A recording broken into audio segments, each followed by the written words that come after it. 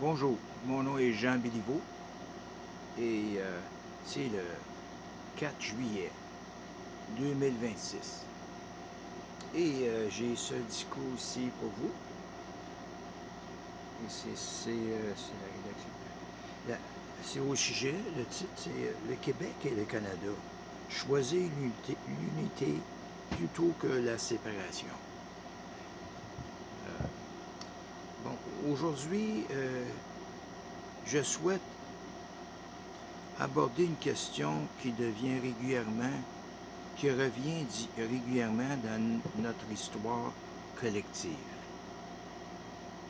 Cette question est celle de l'avenir du Québec au sein du Canada. Depuis plusieurs décennies, des femmes et des hommes réfléchissent à cette possibilité que le Québec devrait-il devenir un pays indépendant ou demeurer au sein de la Fédération canadienne. Ben, les opinions sont nombreuses. Elles méritent toutes d'être entendues avec respect. Mais aujourd'hui, je voudrais expliquer pourquoi, selon moi, l'avenir le plus prometteur demeure celui d'un Québec fort à l'intérieur d'un Canada fort. Je ne dis pas cela par peur du changement. Je le dis parce que je crois profondément que la coopération produit davantage que la division.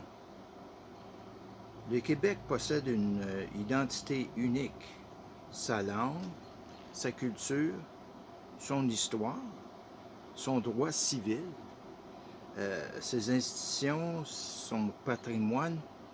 Tout cela constitue une richesse exceptionnelle. Cette richesse ne disparaît pas parce que le Québec appartient au Canada. Au contraire, elle participe à la diversité qui fait la force de notre pays. Le Canada lui-même est une fédération construite sur la coexistence de plusieurs cultures. Cette diversité n'est pas une faiblesse, elle est une source d'équilibre. Elle nous apprend qu'il est possible de vivre ensemble sans devenir identiques. Notre époque nous confronte déjà à des défis immenses. L'économie mondiale, l'intelligence artificielle, les changements climatiques, la sécurité internationale, la santé publique,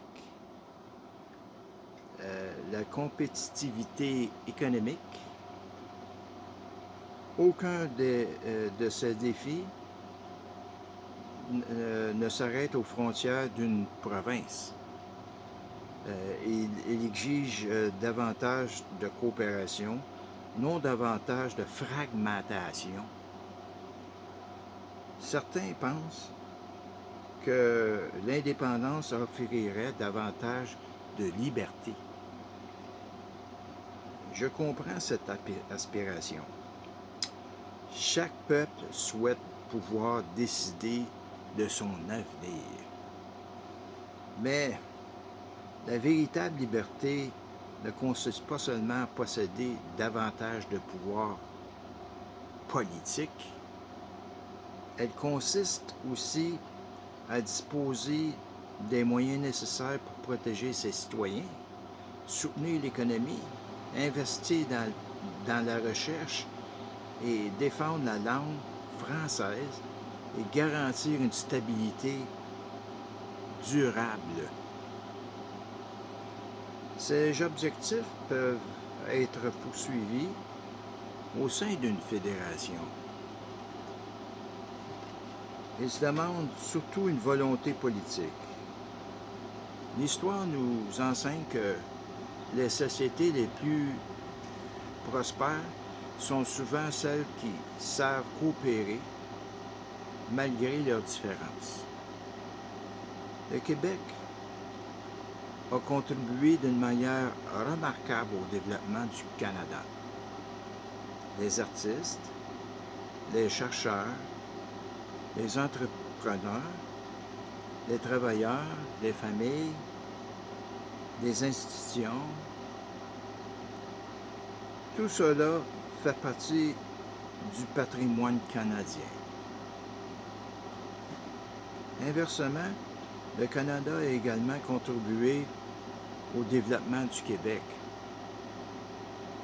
Cette relation n'a pas toujours été parfaite. Elle comporte des erreurs, des blessures et des débats. Comme toute histoire humaine.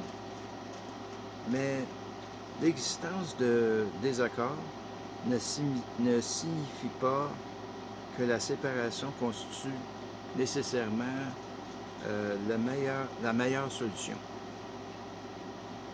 Dans une famille, dans une communauté, dans une démocratie, les désaccords invitent d'abord au dialogue. Il invite à améliorer les institutions plutôt qu'à les abandonner. Je crois que le Québec possède aujourd'hui une occasion exceptionnelle. Celle de démontrer qu'il est possible de protéger une identité forte tout en participant à un projet commun plus vaste. Cette double appartenance constitue une richesse. Nous pouvons être profondément québécois et pleinement canadiens. Ces deux réalités ne s'excluent pas.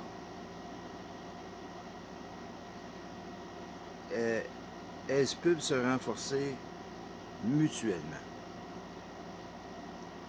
Je pense également aux générations futures, nos enfants, nos petits-enfants, ils hériteront des décisions que nous prenons aujourd'hui. Le monde dans lequel ils vivront sera probablement encore plus interconnecté que le nôtre. Ils devront coopérer avec des peuples de toutes les cultures. Ils auront besoin de bâtir des ponts, non des murs. Dans cette perspective, préserver une fédération démocratique capable d'évoluer me semble représenter un choix responsable. L'unité n'exige pas l'uniformité. Le respect n'exige pas l'effacement des différences. La coopération n'exige pas que chacun renonce à son identité. Au contraire, une véritable fédération reconnaît les particularités de chacun tout en poursuivant un objectif commun.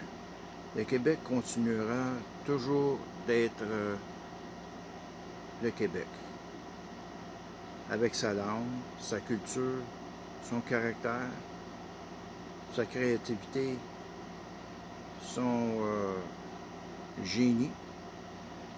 Le Canada continuera d'être le Canada, avec sa diversité, ses provinces, ses peuples autochtones, ses traditions démocratiques. Et ensemble, ces deux réalités peuvent construire un avenir plus solide que séparément. Mon souhait n'est pas de faire disparaître le débat, Le débat démocratique est sain et doit continuer. Mais j'espère que ce débat pourra toujours être guidé par le respect, par la raison, par l'écoute et par une volonté sincère de rechercher le bien commun. C'est celui d'une coopération renouvelée, d'un dialogue constant, d'une confiance retrouvée, parce qu'au-delà des frontières administratives, nous partageons déjà beaucoup. Une histoire, des institutions, des familles, des entreprises et des universités et des rêves. Construisons l'avenir sans renoncer à notre identité. Préservons notre diversité sans renoncer à notre unité. Choisissons le dialogue plutôt que la rupture. Choisissons la coopération plutôt que la division. Choisissons un Québec fort au sein d'un Canada fort. Je vous remercie de votre attention. Bonne soirée à tous.